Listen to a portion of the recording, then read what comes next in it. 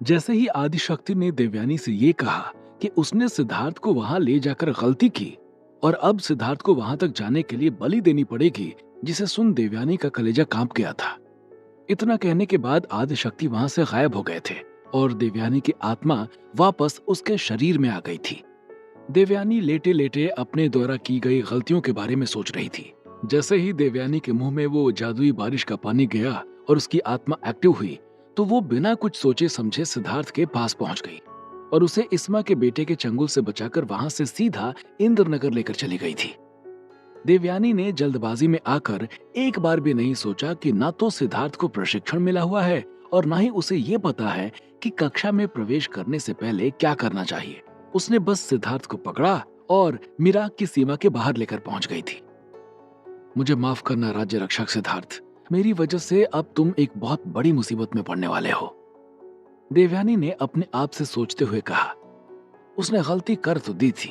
अगर वो सिद्धार्थ से सिर्फ इतना कह देती कि तुम दानों से आकर मिलो, मैं उसी के पास हूं और आकर मुझे बचा लो, उसके साथ वो इंद्रनगर के बारे में सिद्धार्थ को बता देती, तो सिद्धार्थ को इतनी मुश्किलों का सामना ना करना पड़ता और ना ही निकट भविष्य में सिद्धार्थ को किसी भी तरह की बलि देनी पड़ती। सिद्धार्थ को आदिशक्ति ने पहले ही इशारों में सब कुछ बता रखा था।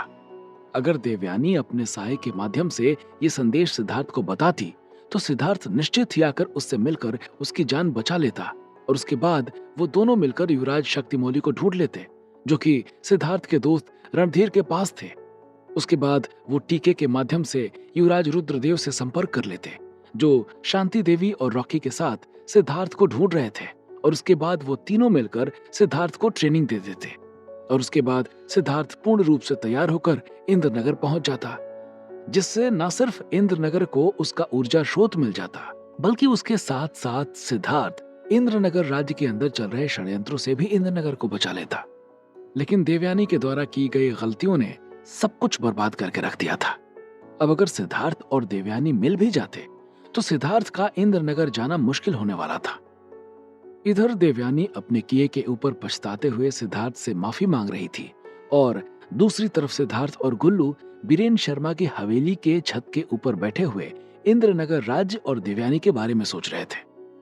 क्या नाम बताया था उसने? गुल्लू ने सिद्धार्थ से सवाल किया। अमा यार गुल्लू, एक तो मेरा दिमाग वैसे ही उलझा हुआ है और ऊपर से तुम बेवकूफों के जैसे सवाल कर रहे हो। कितनी बार एक ही सवाल पूछोगे? सिद्धार्थ ने थोड़ा गुस्से में कहा। अरे भाई, मैं भूल गया, फिर से बता दो ना एक बार। चीख क्यों रहे हो फालतू में? सिद्धार्थ को गुस्सा होता देखकर गुल्लू बोला। देवयानी बताया था, सिद्धार्थ ने गुल्लू से ज्यादा बहस किए बगैर जवाब देते हुए कहा। देवयानी गुल्लू कुछ सोचने लगा और फिर सिद्धार्थ की ओर देखते हुए आगे बोला। सिद्धार्थ भाई, तुम्हें ऐसा नहीं लगता कि ये नाम हमने कहीं सुन रखा है? सुन रखा है? कहां सुन रखा है? सिद्धार्थ ने चौंकते हुए कहा। अरे तुमने तो उसके मुंह से सुना होगा, मैंने भी इस नाम को कहीं सुन रखा है, लेकिन मुझे याद नहीं आ रहा है। गुल्लू सिद्धार्थ के पैरों में सिमटते हुए बोला। कहां सुन रखा है भाई, बोलना।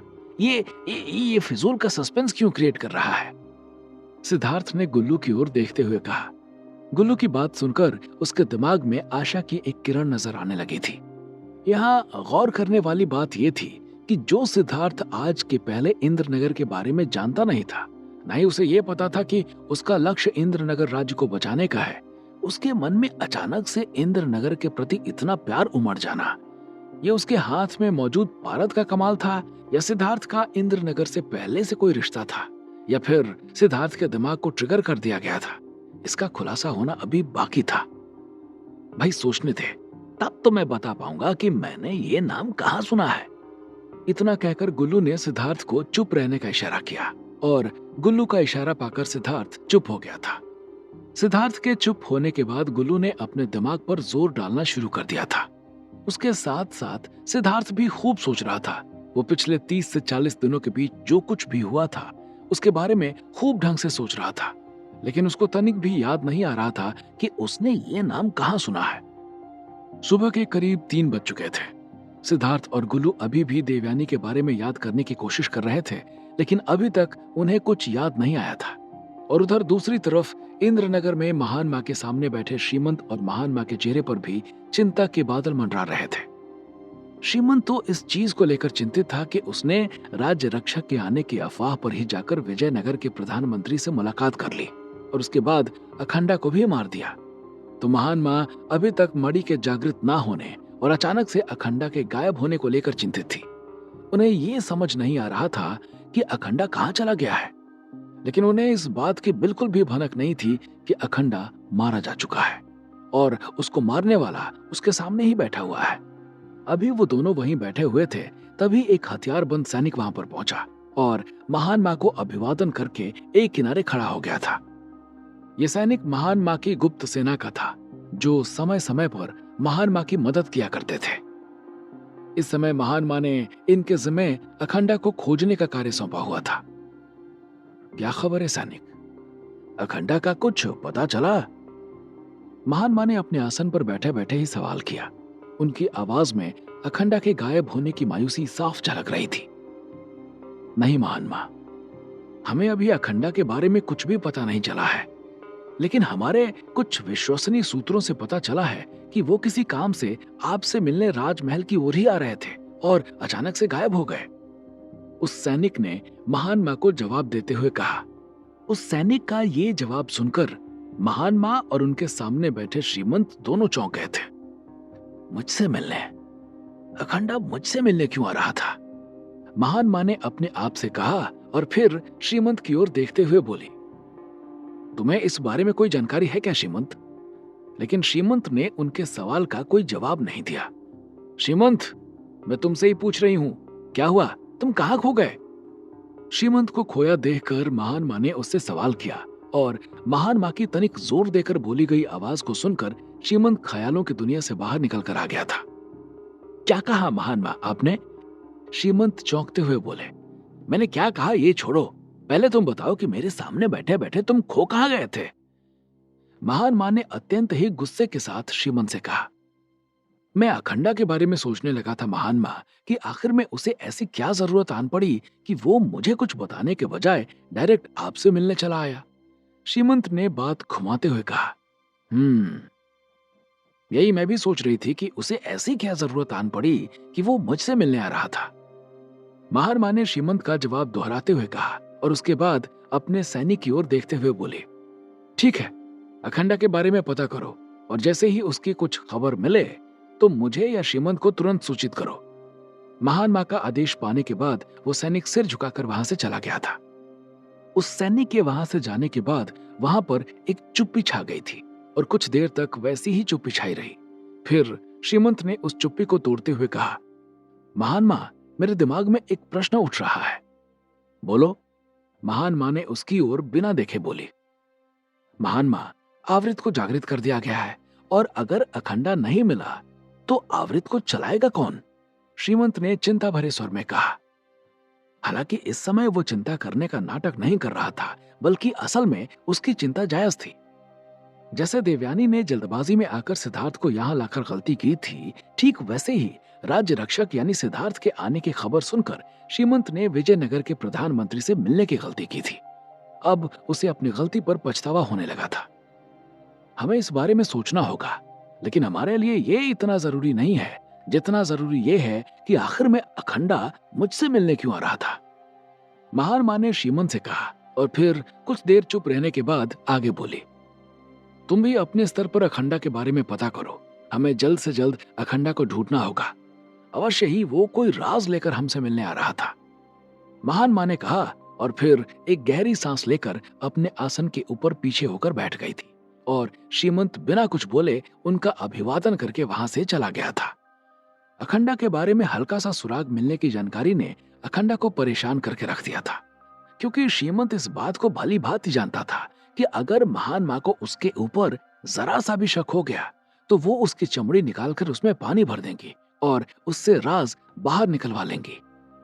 श्रीमंत को अब जल्द से जल्द उन सारे सबूतों को ढूंढकर मिटाना था जो उसे नुकसान पहुंचा सकते थे। इसलिए वो अपने उस आदमी से मिलने के लिए निकल गया था जिसने उसकी अखंडा को गायब करने में मदद की थी। सुबह के करीब 8 बज चुके थे। गुल्लू और सिद्धार्थ अभी भी छत के ऊपर सो रहे थे। आसमान में बदली थी, जिसकी वजह से उन्हें समय का पता नहीं चला था। रात में देवयानी के बारे में सोचते सोचते वो दोनों वहीं पर सो गए थे, लेकिन उन्हें देवयानी के बारे में अभी भी याद नहीं आया था। वो कहते हैं ना कि अगर कोई जरूरी बात याद करने लगो तो उस बात के बारे में छोड़कर सारी बात याद आने लगती है। यही गुल्लू और सिद्धार्थ के साथ भी हुआ था। सिद्धार्थ बेटा, सिद्धार्थ उठो, सुबह हो गई है, हमें निकलना भी है। सिद्धार्थ के कानों में अपनी माँ निर्मला की आवाज सुनाई पड़ी और उनकी आवाज सुनकर सिद्धार्थ उठकर बैठ गया था। उठने के बाद उसने गुल्लू को हिलाकर जगाया और फिर दोनों निर्मला के साथ नीचे आ गए थे। चाय नाश्ता करने के बाद गुल्लू और सिद्धार्थ बीरेन शर्मा के बगीचे के बाहर मौजूद पार्क में पहुंच गए थे और वहीं लगी घास के ऊपर पसर गए थे। क्या हुआ गुल्लू भाई, याद आया कि कहाँ सुना था तुमने ये नाम? सिद्धार्थ ने अंगड़ाई लेते हुए सवाल किया। नहीं यार, नहीं आ रहा है भाई। ऐसा लग रहा है जैसे किसी ने दिमाग से ये बात खींच ली हो कि मैंने ये नाम कहाँ सुना है। गुल्लू मायूसी भरी आवाज में बोला। सुना भी था या फर्जी में कह दिया कि सुना है, और हम परेशान होकर इसी बारे में सोच रहे हैं। सिद्धार्थ गुल्लू की तरफ देखते हुए बोला। नहीं भाई, सुना था, तुम्हारी कसम खाकर कहता हूं, मैंने सुना था और किसी खास के मुंह से सुना था। गुल्लू ने अपनी मासूमियत से भरी गोल गोल आंखों से देखते हुए कहा। अभी वो दोनों आपस में बातें कर ही रहे थे कि तभी उन्हें एक आवाज सुनाई पड़ी। आप तो एकदम भूल ही गए सिद्धार्थ भैया कि आपके पड़ोस में मैं भी रहती हूँ। उस आवाज को सुनकर सिद्धार्थ और गुल्लू दोनों चुप हो गए थे, और उसके बाद जब सिद्धार्थ ने आवाज आने वाली दिशा की तरफ देखा तो पाया कि रंजना खड़ी हुई थी और उसके चेहरे पर एक उदासी झलक रही थी, और साथ ही साथ वो पहले से दुबली और गंभीर भी दिखाई दे रही थी। और रंजना, क्या हुआ? सिद्धार्थ ने रंजना को बुलाते हुए कहा। सिद्धार्थ जिंदगी की भाग दौड़ में इतना उलझ गया था कि वो सच में रंजना को भूल ही गया था। बहुत बुरा हुआ है। इतना कहकर रंजना आकर सिद्धार्थ के पास में बैठ गई थी, और उसके बाद उसने जो टी शर्ट पहनी हुई थी उसे कमर के ऊपर तक उठा दिया था। और जैसे ही सिद्धार्थ ने रंजना के कमर पर देखा कि वहां का नजारा देखकर सिद्धार्थ की रूह कांप गई थी। रंजना की कमर का हिस्सा बुरी तरह कटा हुआ था और वहां का मांस सड़ा हुआ दिखाई दे रहा था। आखिर कैसे हुआ था रंजना का इतना बुरा हाल? क्या रंजना के साथ घटित हुआ है कोई हादसा? और क्यों नहीं याद आ रहा है गुल्लू और सिद्धार्थ को देवयानी के बारे में? क्या इसके पीछे भारत की है कोई साजिश? और क्या महान माँ को पता चल जाएगा श्रीमंत का असली सच? क्या होंगे इन सभी सवालों के जवाब? हमें कमेंट करके जरूर बताएं, और आगे की कहानी जानने के लिए सुनते रहिए भूमिपुत्र सिर्फ पॉकेट एफएम पर।